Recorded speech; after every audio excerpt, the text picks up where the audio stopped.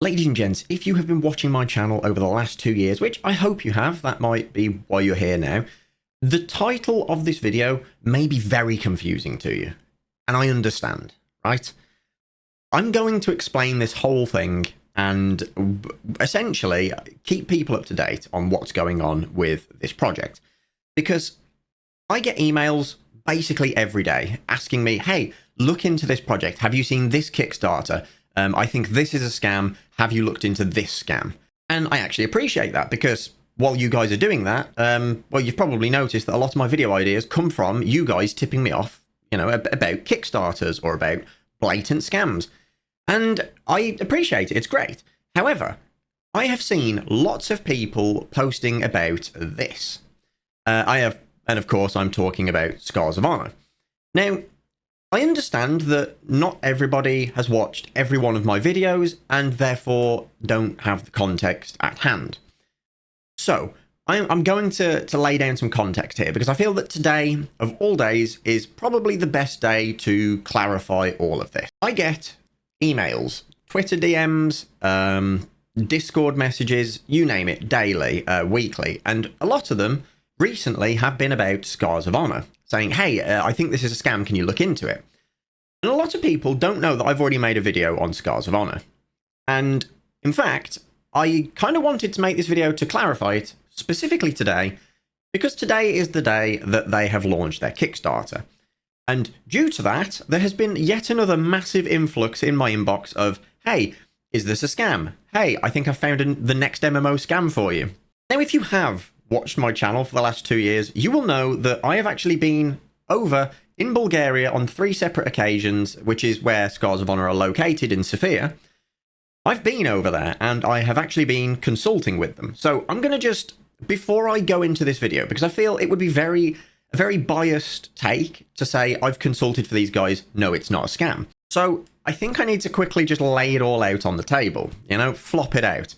So here's what's happening. So before I give you any opinions, and by the way, regardless of what I'm about to tell you, I'm going to be completely plain, blunt, and open about this, as I'm not being paid to say anything about this game. Let's clarify that. After I first went over for a visit to just go and check out their studio when they invited me over, I realised that this is a project that's actually kind of interesting, and I wanted to follow it up a bit further.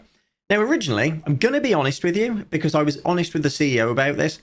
The only reason I went over in the first place is because I thought to myself, well, if it's a cool MMO, fantastic.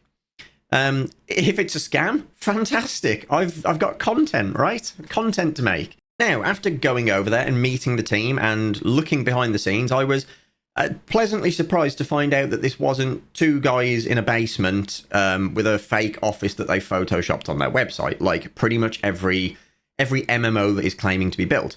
I turned up there to a proper block of, offices in the middle of Sofia, not in someone's basement, and there was a full team of people. Obviously, since COVID, a lot of them are working remotely now, but even still, there were like 20 people in the office at that time, working on an actual game. So this kind of intrigued me, and while I was over there, they were asking my opinion on things.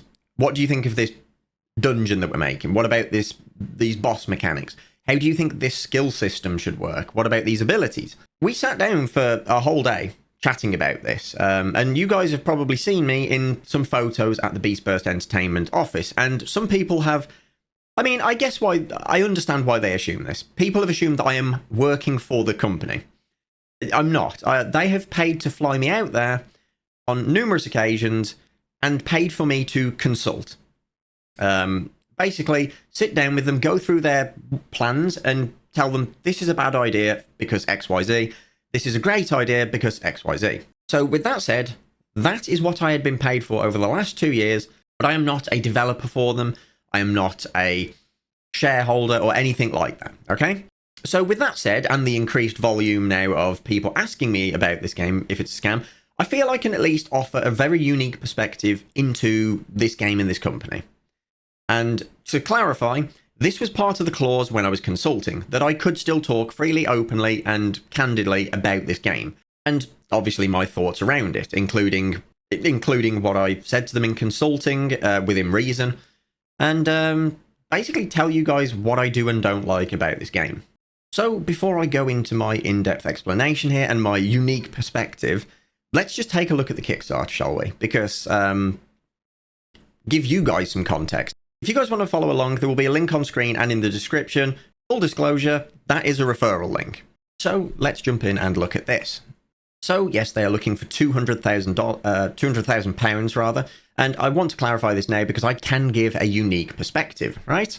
That amount of money is not to create the entire game, right? No MMO is being built for £200,000. We all know that, right? So this has also led to a lot of people emailing me in the last hour or two, or messaging me saying it's definitely a scam. Here's look at the amount they're asking for.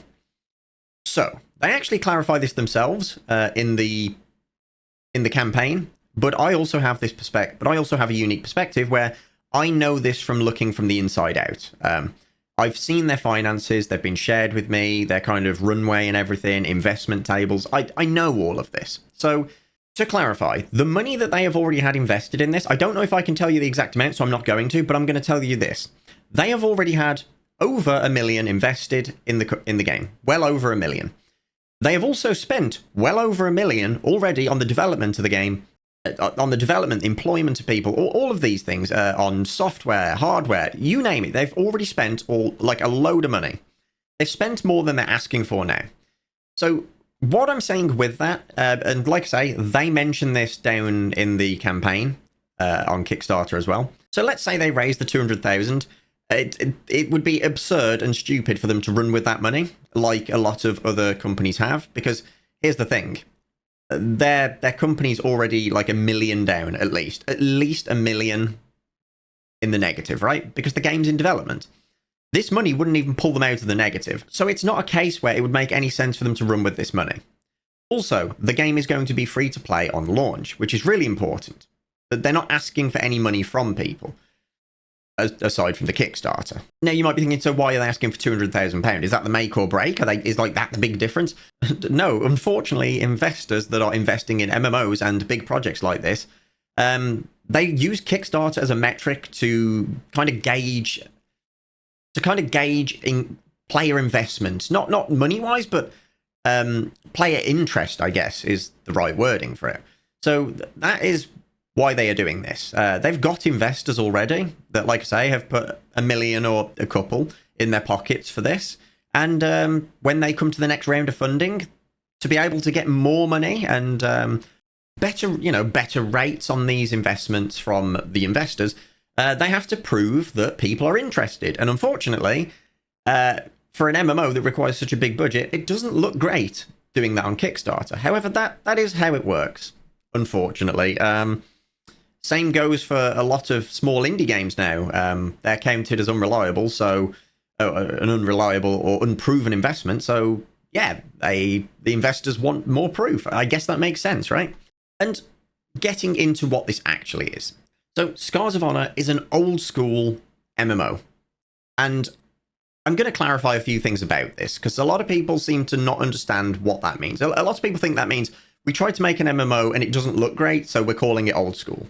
Which isn't the case, but I can see why it would look like that. However, like I say, I've met the team, and something that has amazed me about this, like truly amazed me about this game, the CEO is actively involved in the programming of the game and the development of it. He was a lone developer on this for 1.5 years before he ended up hiring a full team with, the backing of an investor that he knew through something else. And then obviously other investors came along and also started backing this, and the team grew and grew and grew. But when you go, when I go and visit there, it feels like a second family. It genuinely does. The team is so passionate about the genre. It's kind of hard to convey. When you see the videos of the early days of development of World of Warcraft, before vanilla even launched, or the early days of old school RuneScape's development, back when it was, the RuneScape. And that kind of family atmosphere of we all love doing this thing and it doesn't feel like a job to us. That is what the atmosphere is like in that office, which is a fantastic thing to be able to see, genuinely. And the fact that the CEO is not just this shadowy man who, handles the money and, are we going to spend this much, or we need to make this much? you know, doing the penny pinching. That's not the case here. The CEO is actively involved in development and just enjoys it, as well as, you know, his other duties. Like, this man, I don't know how he manages it, but this guy has a vision of bringing back a kind of glory days, old school MMO, and he is hardcore focused on that. And this is not to mention, there is a reason that I have a lot of faith in this game. Like, a lot of faith. And it's something that I don't see many people talk about. And I understand why nobody talks about it, because a lot of gamers just care about the game. I spoke about this recently, right? A lot of gamers just care about the finished product of the game, or looking at face value as you know, what it is. However, as a developer, there's something that really excited me about this game. When I sat down with Venlin, the CEO, and I was talking to him about everything Scars of Honor while I was over there, he mentioned to me that their networking solution, you know, the thing that allows hundreds of, you know, and thousands of players to all be together on one server doing stuff and interacting, that is not a service that they are renting. They made their own. And there's a reason that this is so big. So many small MMOs shut down really, really soon after release. And that's because they hit the thing that we call the 6-month slump, right? And a lot of you will have never heard of it, but it's something that's referred to in the industry as the 6-month slump. And it's specific to MMOs, really, or any kind of large-scale multiplayer games. And that is that when you're renting the networking solution, you are paying per user, per X amount of data per month. And when your game launches to a large audience, as it quite often does, that's really cost-effective. And you're paying... Just as an example, you're paying 10 cents per player per month. And that's okay, as long as, you know, the whales are subsidizing that amount of money. Well, what happens when you get 6 months in and your player number has gone down to 10% of what it was? Suddenly, you're not getting those great discounts anymore on player numbers, on player data limits. You're now paying, like, let's say 30 cents per player. Suddenly, that is hurting the bottom line to the point that you can't actually afford to keep running that game. That's just how it happens. Well, Scars of Honor aren't doing that, which is super exciting. They don't have that overhead of renting this technology.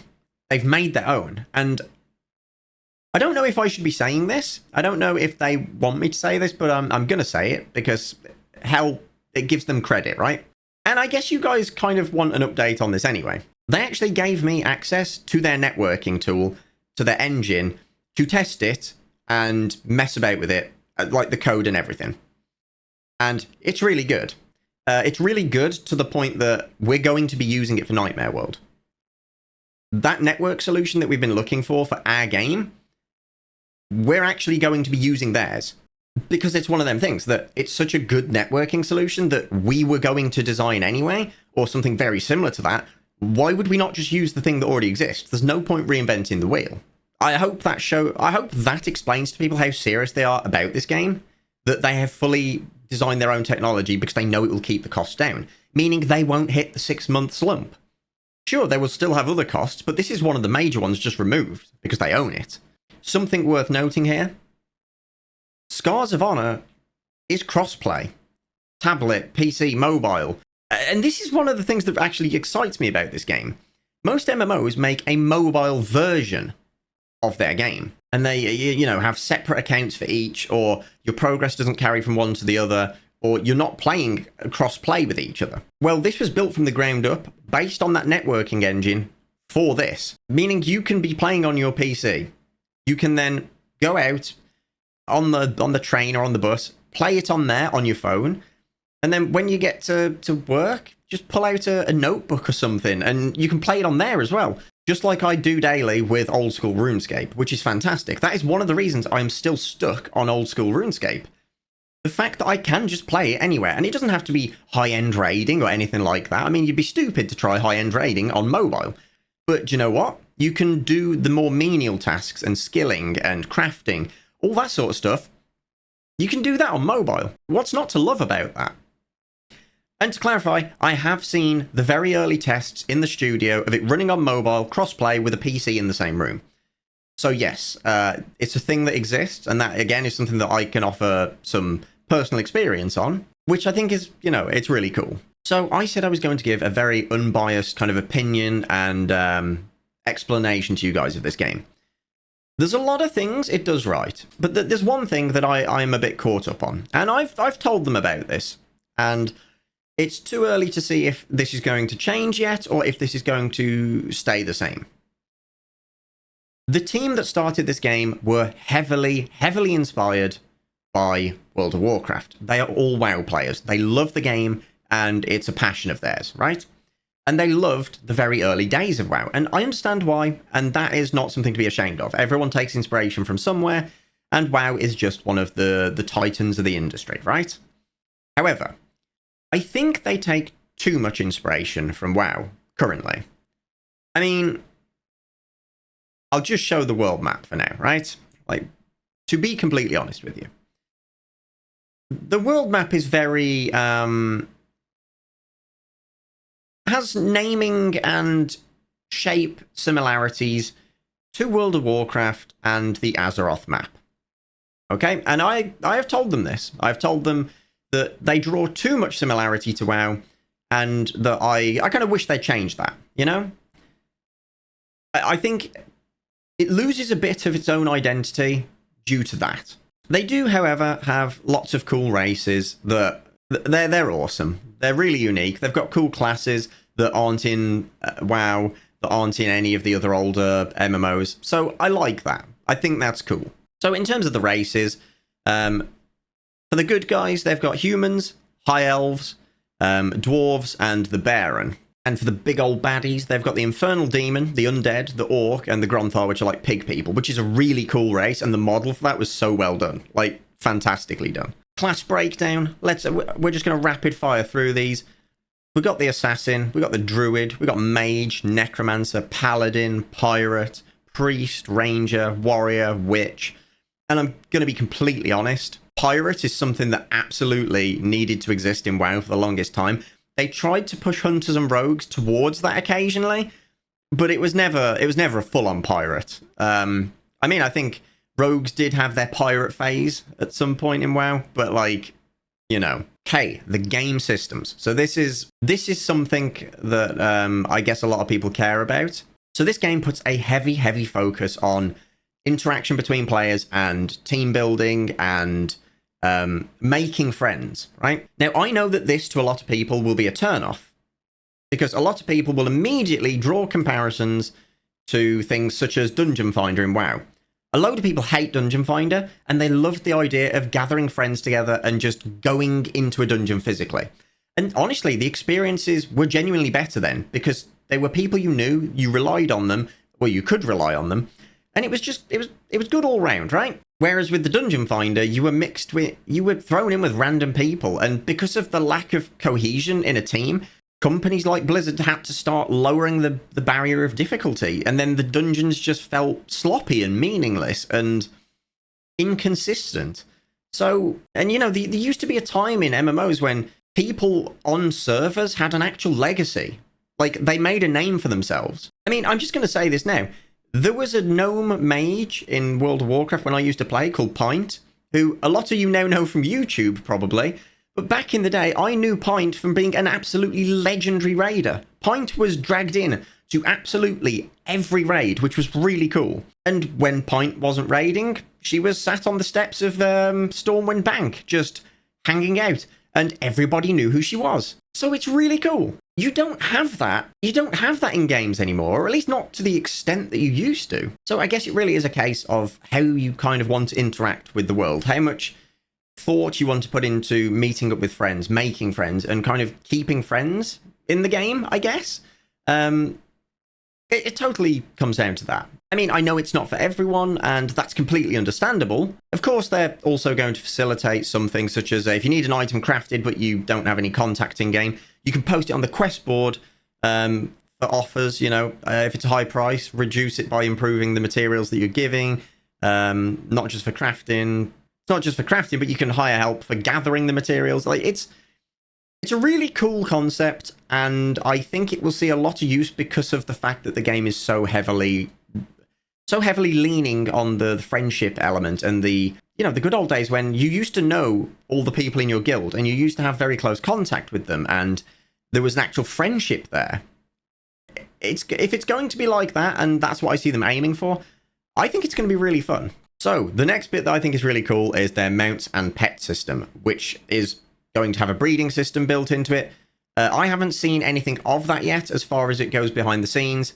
I've seen a lot of preparation for the systems to go in while I've been over there. And I've seen a lot of very cool pets that you guys haven't seen yet. And I think when they get announced and revealed, people are going to be quite excited for this. Now, this Kickstarter has too much information to go over all in one video. It is a huge, huge Kickstarter page because these guys are being as open and transparent as they possibly can be. And yes, you're hearing that from me. I know that everything on here is truthful to what's happening, to what's being made, and there is no smoke and mirrors, right? They've got nothing to hide, which is fantastic. It's what gives me the confidence to be able to make this video and say to you, you know, to answer the question, the title of this video, the thumbnail and everything, is this game a scam? Absolutely not.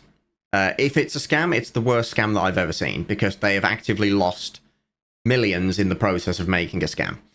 So, no, it's not a scam. Will the game be successful? Will it be completed? I personally believe it will be completed because of how far they have already got and how far they've got to go. The support that they're getting from investors is great. It shows a lot of faith from the investors. Part of my role in consulting was helping them find other like-minded people, you know, in the industry and bringing them in front of them and saying, hey, just rip into these guys. Tell them what you don't like. Tell them what you do like. Tell them what should be changed and how it should be changed. And they allowed me to pick 6 or 7 people from in the industry. Just to name a few: Josh Drive Hayes, Mr.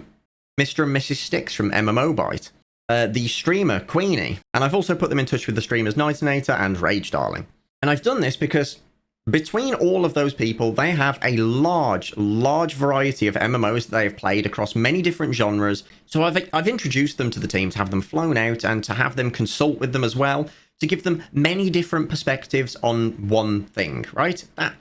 That's the best way to do this. And they've taken all that information on board, which I think really shows in their rapid development of this. Week by week, the fixes and the patches and the changes that come out are very responsive to the problems people point out. So I hope this game does incredibly well, because it is based around something that I would like to play. A lot of people say, well, why do you want to play a game that looks older? Dude, I play old school RuneScape. And I don't play it for nostalgia reasons. Sure, I had a lot of nostalgia for RuneScape, but I play it because it's genuinely a fun game, still to this day. So I'm not going to tell any one person that they should back this game. I think it would be irresponsible of me to do that. But if you do think it is something that you would enjoy following and playing as it is developing, because by the way, you can play it now, then there is an affiliate link on screen and in the description that will take you to the Kickstarter page where you can freely browse it yourself. And if you do back it, let me know. I'm always interested. I know this has been a slightly unusual video, and I wanted to make this to clarify my involvement with this project and how limited that involvement actually is, you know, as a consultant. But I also wanted to throw these guys some praise, because they absolutely deserve it. If these guys weren't doing the right thing and weren't willing to change to do the right thing, I wouldn't have bothered consulting for them at all. But they truly are trying to make the best game possible for them. No pay-to-win microtransactions, just cosmetics. And I think that's an admirable thing to do when they could definitely be using many other models to milk players. Guys, as always, a massive thank you to the patrons, and until next time, take care.